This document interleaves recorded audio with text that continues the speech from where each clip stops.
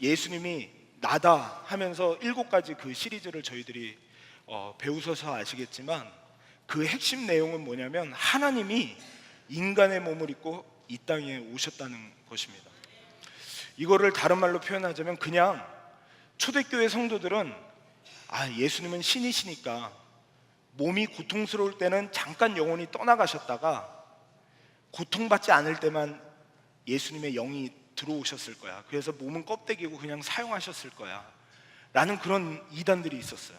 그래서 요한복음을 썼던 요한이 요한일서에서 그것을 증명하기 위해서 이렇게 얘기합니다. 이로써 너희가 하나님의 영을 알지니 곧 예수 그리스도께서 육체로 오신 것을 시인하는 영마다 하나님께 속한 것이요. 하나님은 속이지 않았다는 거예요. 우주 만물을 창조하신 그 하나님은 인간의 몸을 입고 오셔서 정말 인간이 되셨어요. 어머니 배에 태에 있었고 우리와 같이 피곤함을 느끼셨고 우리와 똑같이 아픔을 느꼈고 고통을 느꼈고 이 땅에 인간의 죄된 몸을 입고 오셨다는 것이죠. 자신의 100%를 다 우리를 위해서 주셨다는 거예요. 자기가 가지고 있는 모든 것을 다하여 우리를 사랑하기 위해 자신의 몸을 주시고 우리를 구원해 주시기 위해 이 땅에 오셨다는 것을 말씀합니다. 오늘은 마지막으로 요한복음에 에고 에이미 하면서 내가 그라 라고 하는 말씀이 18장에 나옵니다. 여기에서 예수님이 말씀하실 때는 그 전까지는 멋있었잖아요. 이렇게 풍랑이 있는 제자들에게 나타나서 내니 두려워하지 말아라 하면서 권능 있는 우리를 구원해내시는 그 하나님의 모습으로 나타나셨다면, 지금 18장에 나타나는 이 모습에서는 가룟 유다가 로마 병사들을 이끌고 예수님을 잡으러 옵니다. 그리고 예수님을 잡으러 오는데 저희들은 가룟 유다가 와서 입을 맞춰서 예수님이 발각된 것으로 생각하기 쉬워요. 근데 요한복음에는 그렇게 기록되어 있지 않아요.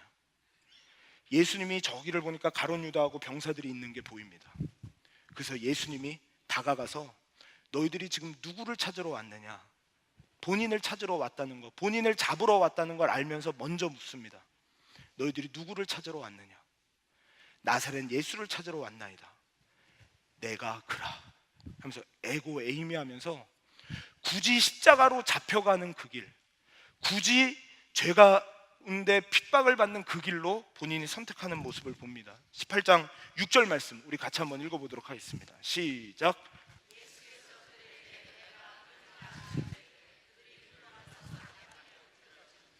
병사들이 내가 그라 하니까 병사들이 오히려 놀랐어요.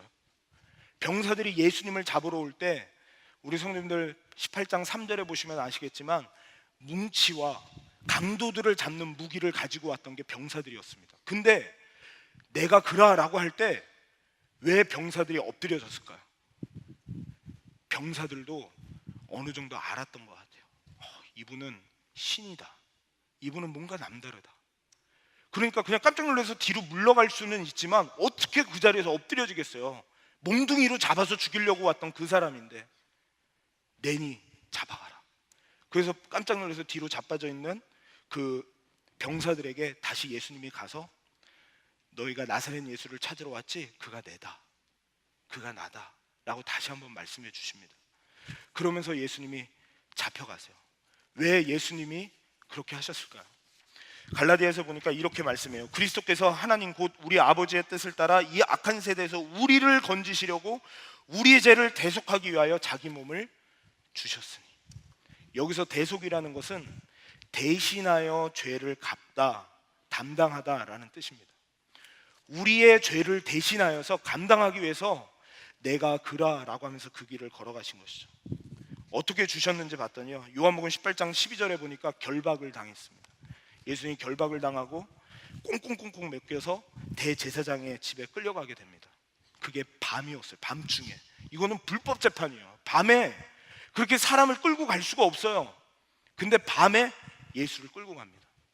끌고 가서 대제사장과 대화를 하는 가운데 대제사장의 하인이 예수님의 뺨을 때립니다. 네가 어떻게 대제사장 앞에서 말대꾸를 하느냐 하면서 뺨을 때립니다. 그리고 대제사장이 아무리 이야기를 해도 이 예수를 잡아 죽이고 싶은데 유대인의 법으로는 예수를 죽일 수가 없어요. 그래서 로마에서 보낸 빌라도를 찾아갑니다. 빌라도를 새벽에 찾아가요. 새벽에 찾아가서 노크를 해요. 빌라도요, 빌라도요. 우리 예수라는 사람이 있는데 이 예수를 죽이고 싶습니다. 이 예수를 꼭 죽여주십시오. 그래서 이제 빌라도가 어쩔 수 없이 신문을 하는데 죄가 없다는 걸 발견하게 돼요. 그래서 내가 1년에 한 번씩 그 6월절이 되면 죄수를 풀어주는 것이 있는데 너희들의 유대인의 왕인 이 예수를 풀어주겠다. 그러니까 군중들이 난리가 났어요. 바나바를 풀어달라고 얘기를 합니다. 그러니까 아무리 이야기해도 되지 않으니까 빌라도가 머리를 썼어요. 아, 그러면 이 예수를 아주 힘들게 하면 그 모습을 보면 사람들이 그래도 너그러지겠지 라고 생각을 했습니다. 그래서 예수님을 채찍을 가합니다. 뭐 로마 병정의 채찍은 앞에 뭐 이렇게 발톱, 독수리 발톱 같은 게 있어서 살점이 다 찢어진다 그래요. 예수님의 살점이 다 찢어졌어요. 그리고 가시관이 딱 씌워지면서 지금 우리가 보는 그런 장미 가시가 아니라 굵은 가시가 머리에 다 박힙니다. 그리고 그걸 다 쏟아냅니다. 그리고 결국은 빌라도가 사람들 앞에 그 모습을 보입니다. 여러분들이요, 이 예수를 보십시오. 이 예수를 풀어줘도 되겠습니까? 이 정도 했으면 됐지, 이제 그만 풀어줍시다. 근데 그때 소리치기 시작합니다. 십자가에 못 박으소서, 십자가에 못 박으소서 하는지라.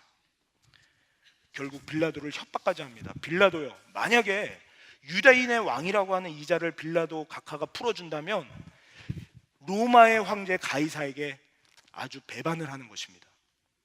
그러므로 만약에 풀어준다면, 십자가에 예수를 못 박지 않는다면 우리가 당신을 고발하겠습니다 라고 이야기를 합니다.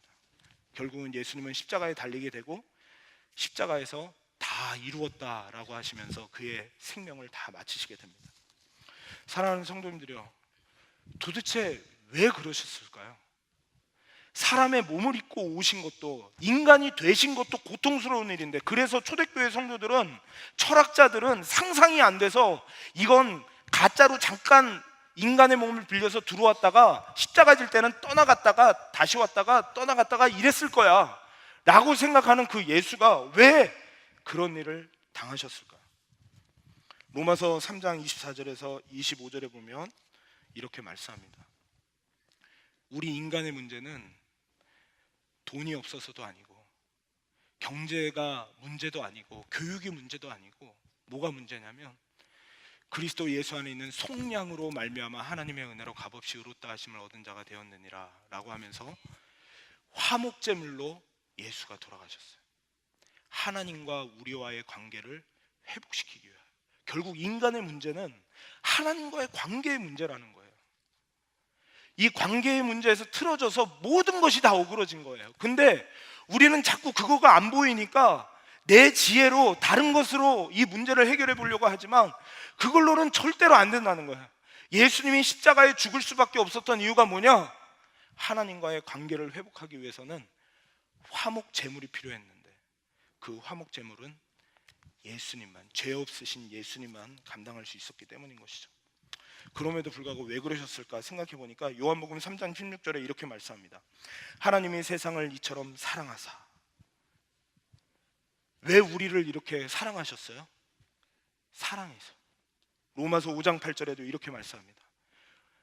자기의 사랑을 십자가에 우리를 위하여 죽으심으로 확증하셨느니라. 그냥 우리를 사랑하시기 때문이래요. 이렇게 볼 때 우리 사랑하는 성도님들에게 저는 묻고 싶어요. 이 세상에서 가장 많은 사랑을 받고 있는 사람이 누굽니까? 이 세상에서 온 우주 만물을 창조하신 하나님이 인간이 되셔서 십자가에 죽으신 것이 누구 때문입니까? 나 때문입니다.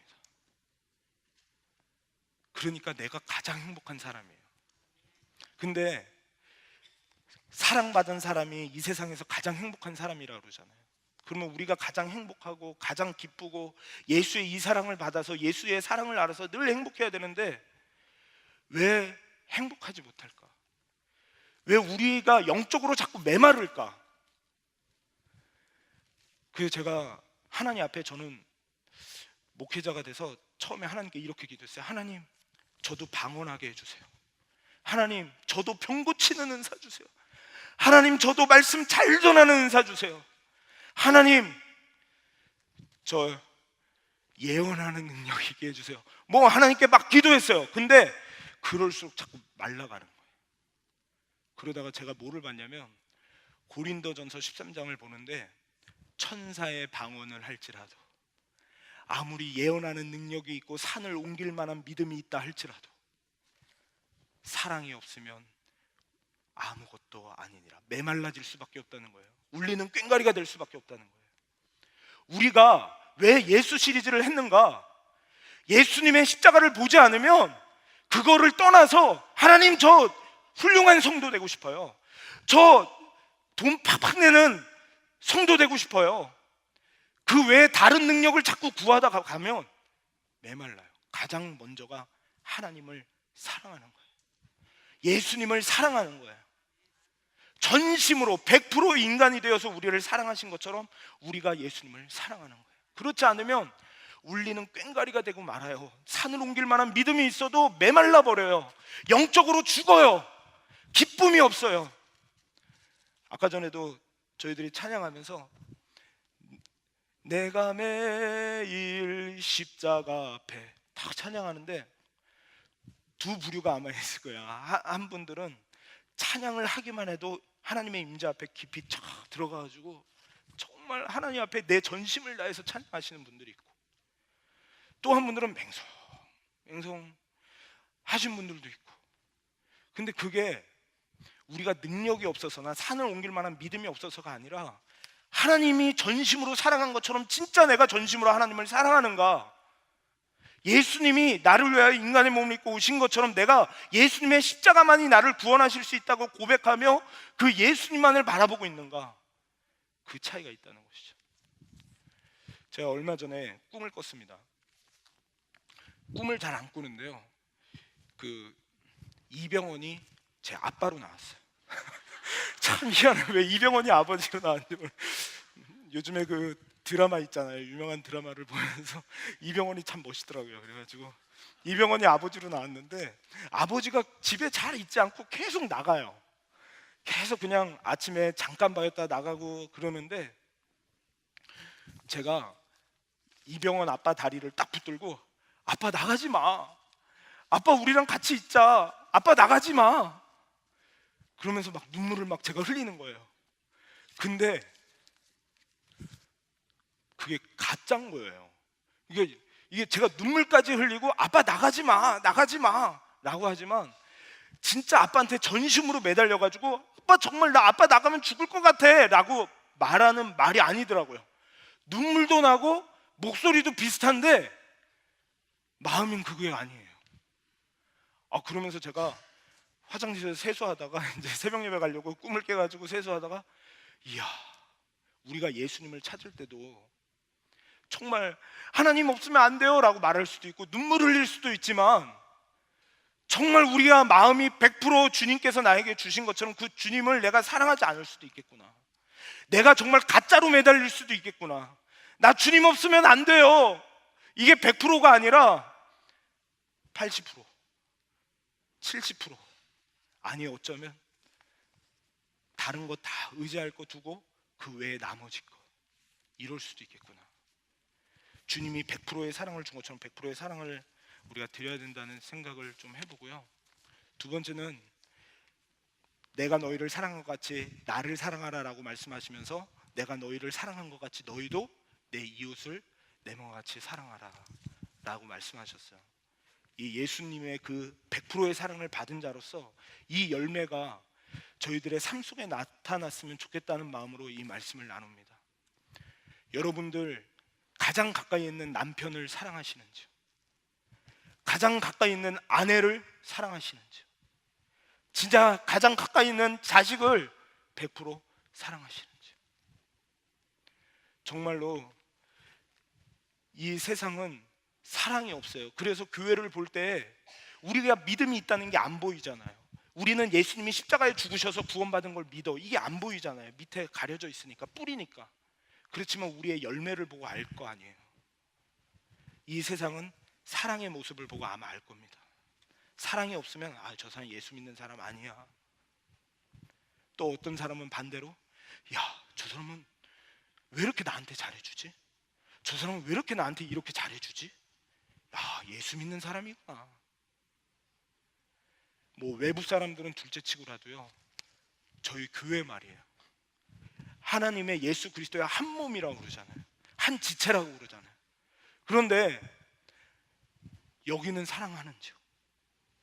저희들이 서로의 다름은 인정해야 된다는 생각이 들어요. 부부도 서로 너무 다르잖아요. 그래서 싸우기도 하잖아요. 그런데 그래도 사랑하잖아요. 근데 교회도 그런 것 같아요. 그래서 저희들이 제자 훈련할 때, 저도 이번에 제자 훈련하면서 배웠습니다. OT를 하는데 이 같이 훈련생끼리 시험 당하는 거를 이겨야 된대요. 제자 훈련을 끝까지 승리하려면. 근데 그때 어떤 멘트를 하냐면, 다른 사람이 나와 맞으면 기적이다, 다른 사람이 나와 다르면 당연하다. 다시 한번 따라해 보겠습니다. 다른 사람이 나와 다르면 당연하다, 다른 사람이 내 맘에 들면 기적이다. 이렇게 하면서 저희들이 정말 예수님은 100%의 그 자신의 모든 것을 다 주셔서 사랑하셨다는 그것을 우리가 믿는 자라면 그런 열매들이 맺혀지지 않을까라는 생각을 해보게 됩니다. 그래서 이렇게 좀 결론을 마치고 싶습니다. 예수님은 사랑이다. 따라서 우리의 열매도 사랑이다. 이렇게 저희들 그동안 정말 예수님이 얼마나 사랑하시는지, 그것이 우리가 회복되는 길은 예수를 사랑하는 것 외에는 없다는 것, 그리고 사랑으로 열매가 맺어져야 된다는 것을 나누면서 우리 이 찬양하면서 마치기를 원합니다. 내 구주 예수님, 주 같은 분은 없네.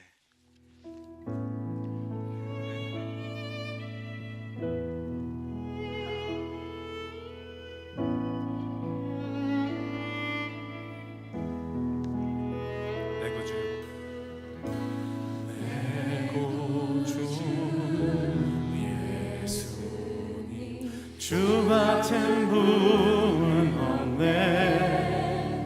내 평생에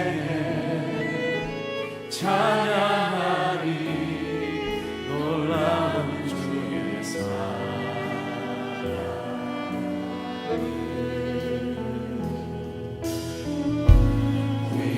위로자 되시며 피난처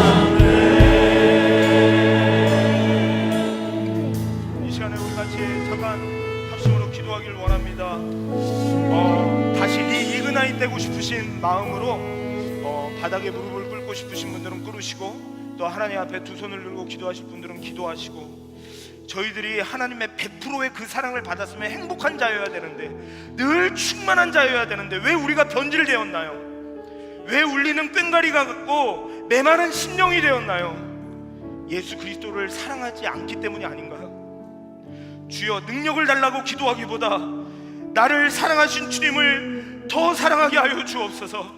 주님께 독점되게 하여 주옵소서. 하나님, 내 마음도 어찌할 수가 없사오니 주의 성령으로 주님을 사랑할 수 있도록 도와주옵소서. 주여 우리를 불쌍히 여겨 주옵소서. 주님 앞에 울 수밖에 없는 나의 심정을 고백하며 우리 주님의 이름 한번 부르짖고 기도합니다. 주여